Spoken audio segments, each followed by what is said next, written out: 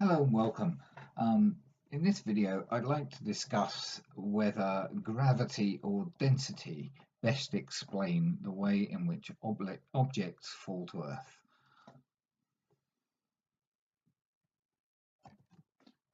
So the reason I wanted to talk about gravity or density as a best explanation for objects falling to Earth, is a discussion that I had with Anthony Riley recently. Now, in that discussion, I explained a couple of very crude experiments that I'd performed, and I'd like to describe those experiments for you now. So in experiment one, I took a golf ball, and the golf ball weighed 44 grams, has a volume of 41 cubic centimeters, and that gives us a density of 1.122 grams per cubic centimeter. And there's a very bad representation of a golf ball. And I also had a screen wash bottle, a 4-litre screen wash bottle that was empty. It weighed 176 grams, so roughly 4 times the weight of the golf ball, but had a volume of 4 litres, 4,000 cubic centimetres, so 10 times higher, at least, volume. 100 times higher volume, and therefore a density that was 0.044 grams per centimetre cubed. So, and there's a drawing of that. And I actually performed the experiment dropping both these objects and asked the question, which will land first? And I performed a second experiment with 2 other objects. So one was a foam ball with the measurements given there, the weight and the volume and the density, and the other was very similar size. I couldn't get anything exactly the same volume, but very similar volume, but a much heavier metal weight with a much higher density. And again, asked the question, which will land first? And I asked Anthony also what would happen if all 4 objects were dropped at the same time. I couldn't actually perform this experiment very easily or very well because I don't have 4 hands, and I didn't have the time or inclination to rig up a mechanism for dropping them at the same time. But I did ask, did he really need to see the experiment? So let's have a look at the experiments themselves and the results obtained, and then we can discuss what we have learned.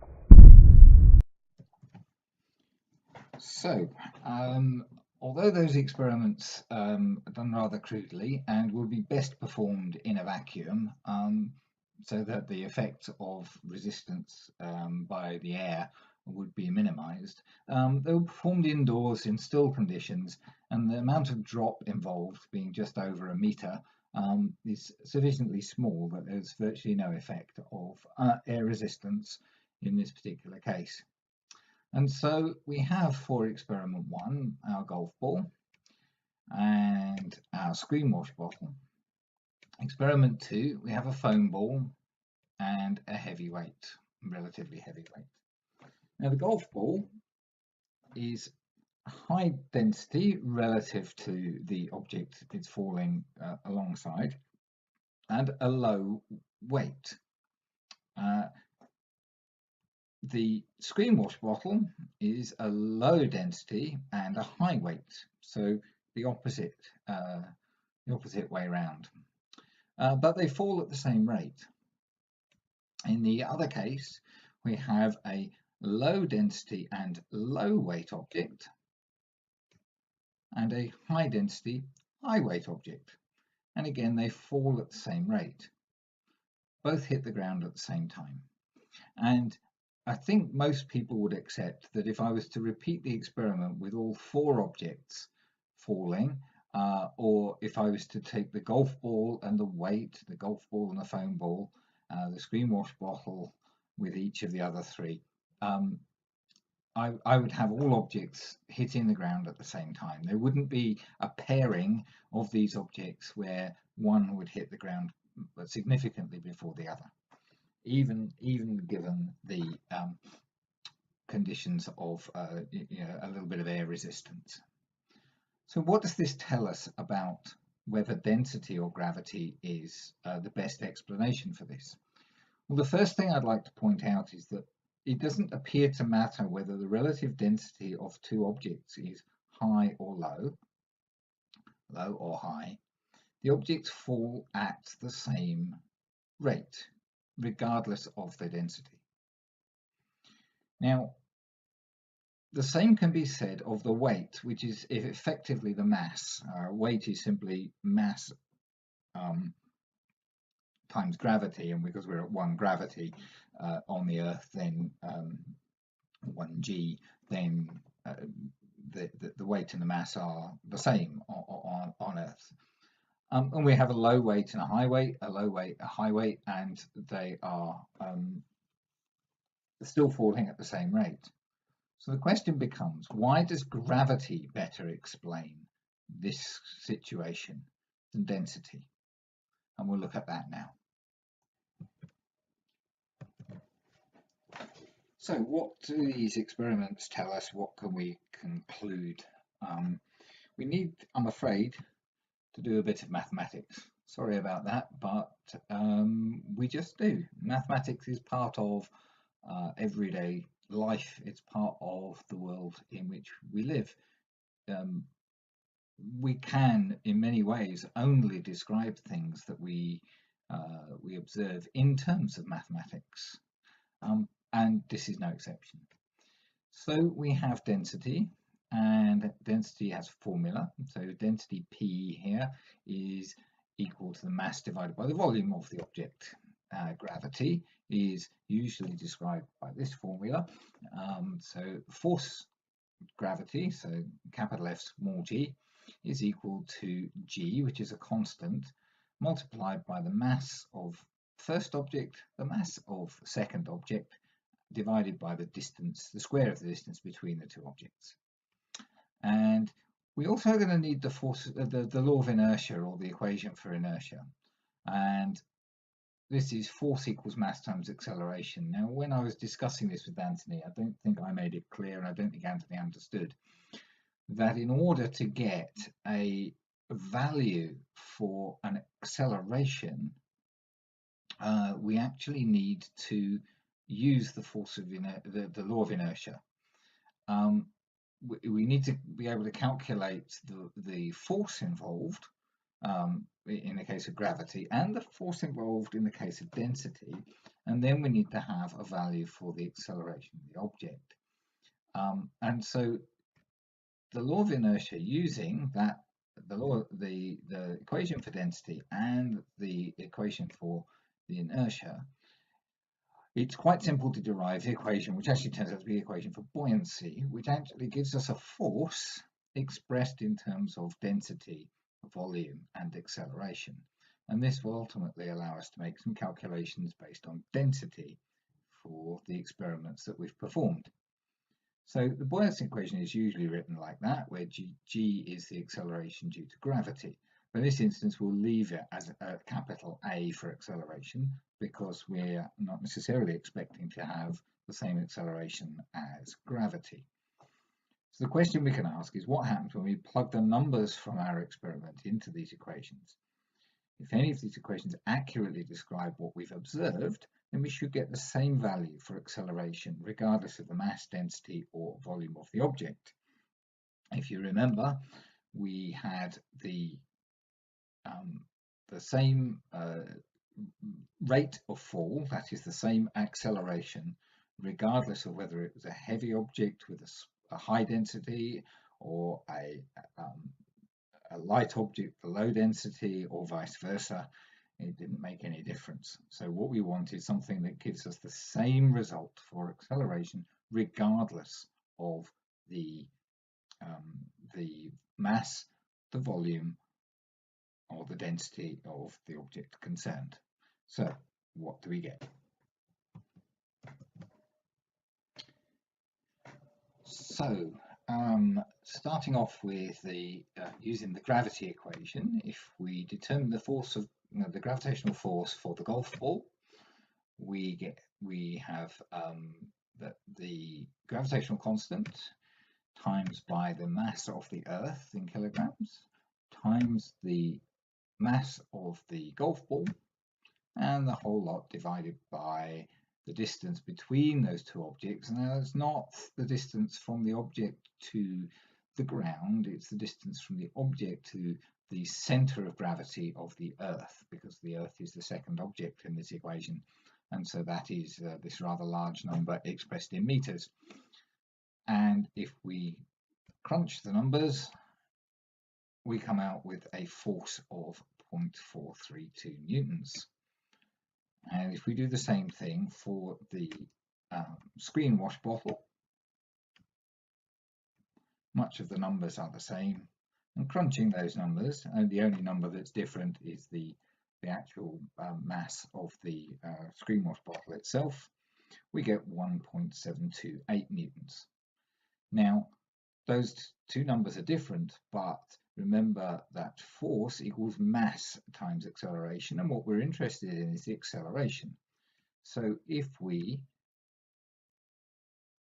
rearrange the equation so that it is now acceleration equals force divided by mass, we determine that the acceleration for the golf ball will be 9.81891 meters per second squared. And if we do the same thing for the screen wash bottle, we get acceleration is 1.728 divided by 0.176, which gives us 9.818 meters per second squared. And I think you'll agree those numbers are pretty close. If we do the same thing for the foam ball, which was only 14 grams, then we get a force of 0.137 newtons. And for the heavy weight, which was 503 grams, we get a force of 4.939 newtons. And again, applying our equation for inertia, we get an acceleration of 9.819 meters per second. And doing the same for the heavy weight, we get an acceleration of 9.819 meters per second squared. So all four objects, if we apply the equation for gravity, all four objects would be expected to accelerate at the same rate and hit the ground at the same time. So does density explain anything in the context of this experiment? Well, being very generous to flat earthers, I'll say the answer is yes. Now, density can explain whether something will fall or not fall, at least in our situation here on the Earth. If the density of an object is greater than the medium that surrounds it, then that fact alone predicts that the object will fall. And we can say with some certainty that if you hold an object out and you know its density is greater than the density of the air, then the object will fall. If you could find something that had exactly the same density as the air, then it should float and remain still until some other force acts upon it. And if you found something that had lower density than the air, then it should rise. And we see this in the case of hot air balloons, helium balloons, and so on. But, and there's a big but, the fall will only occur as a result of the effect of gravity. The density of the object predicts whether it will fall, but the rate at which it falls and the direction that it falls is due to gravity. And as we've seen in the experiments and the calculations in this video, only gravity can explain the rate and the direction of movement of the object. Density of the object has an indirect bearing on the buoyancy force, which is fine, and that's because the volume of the object is an element in the buoyancy equation, and the volume of an object is inversely proportional to its density. So we know that if an object is more dense than its medium that surrounds it, then it will fall, and that's what we've just said. However, the rate of that fall depends entirely upon the location and the mass of the Earth.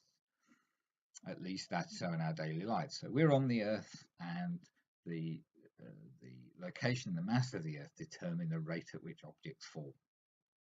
And this is something that is demonstrated by the calculations.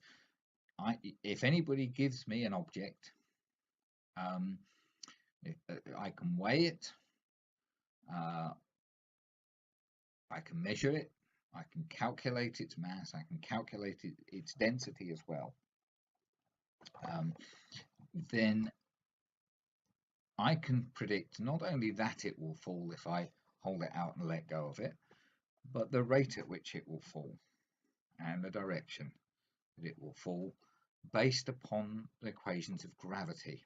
I cannot make that same conclusion on the basis of density. If I know the density of the object, all I can say is that it will fall.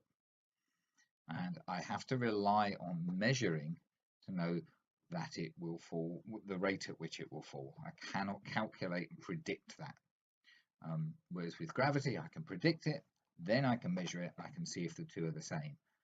I can also calculate the buoyancy force for the same object, so I can do the experiment in air and make calculations and predictions and measurements in air, and I can do the whole thing in a vacuum chamber to remove the effects of air.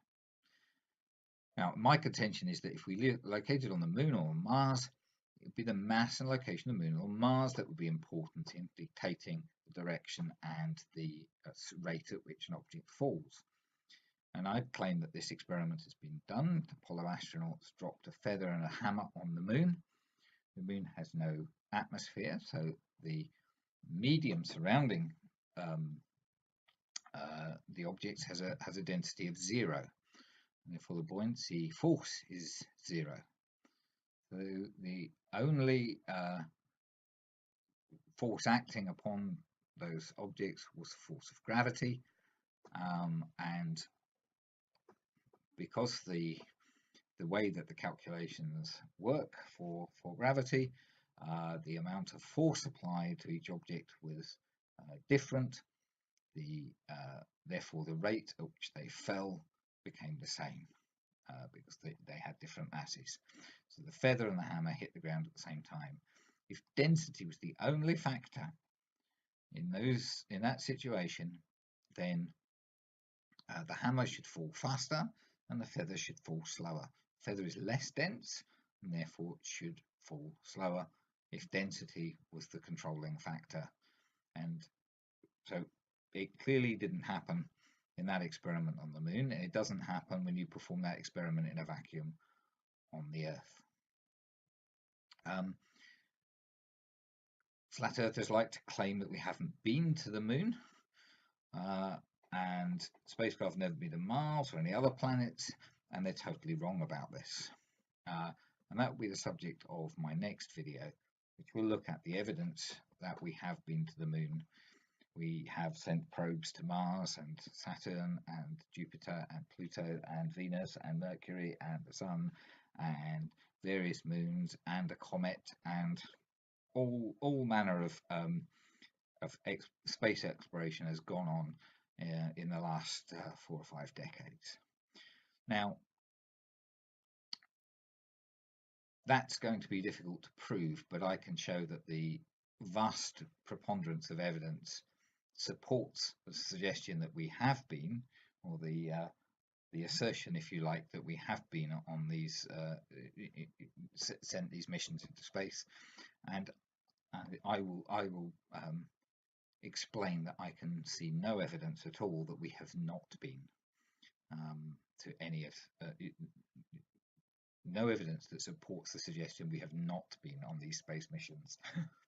We have not sent unmanned missions all over the solar system and manned missions into orbit and the moon.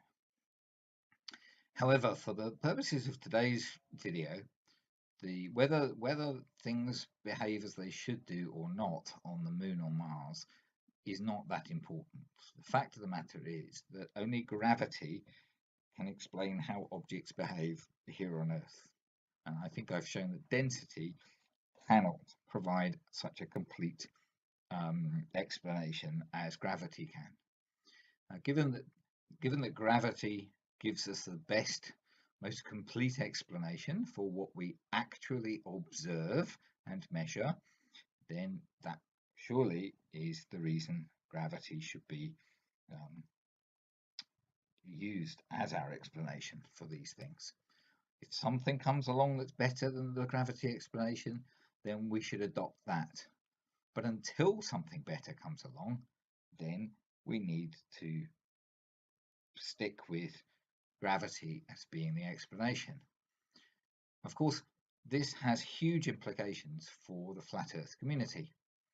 If gravity is real, if gravity is the best explanation we have and therefore most likely to be correct, then that same theory of gravity predicts that all objects above a certain size in terms of their mass and volume will collapse into a spherical shape.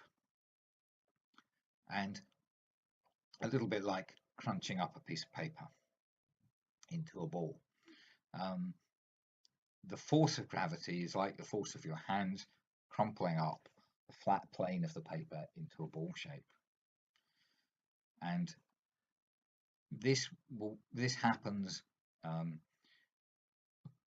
because of the force of gravity, and it explains why when we look out into the solar system, every single object above a certain size appears to be spherical, and objects that are smaller than that have random shapes. It's very revealing that none of those other smaller objects has a flat plane shape.